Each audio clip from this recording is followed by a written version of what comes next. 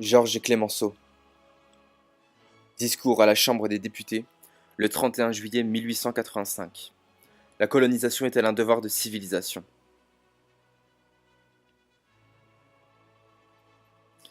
Les races supérieures ont sur les races inférieures un droit qu'elles exercent.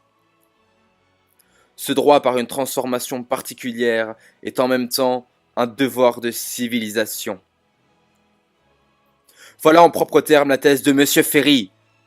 Et l'on voit le gouvernement français exerçant son droit sur les races inférieures en allant guerroyer contre elles et en les convertissant de force aux bienfaits de la civilisation.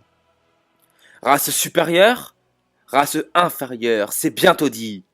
Pour ma part, j'en rabats singulièrement depuis que j'ai vu des savants allemands démontrer scientifiquement que la France devait être vaincue dans la guerre franco-allemande parce que le français est d'une race inférieure à l'allemand. Depuis ce temps, je l'avoue, j'y regarde à deux fois avant de me retourner vers un homme et vers une civilisation et de prononcer homme ou civilisation inférieure. Race inférieure, les hindous! Avec cette grande civilisation raffinée qui se perd dans la nuit des temps, avec cette grande religion bouddhiste qui a quitté l'Inde pour la Chine, avec cette grande efflorescence d'art dont nous voyons encore aujourd'hui les magnifiques vestiges. Race inférieure, les Chinois, avec cette civilisation dont les origines sont inconnues et qui paraît avoir été poussée tout d'abord jusqu'à ses extrêmes limites.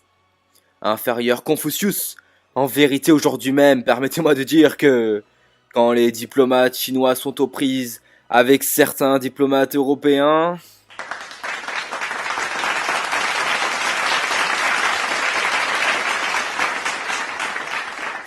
ils font bonne figure et que, si l'un veut consulter les annales diplomatiques de certains peuples, on peut y voir des documents qui prouvent assurément que la race jaune, au point de vue de l'entente des affaires, de la bonne conduite d'opérations infiniment délicates, n'est en rien inférieure à ceux qui se hâtent trop de proclamer leur suprématie.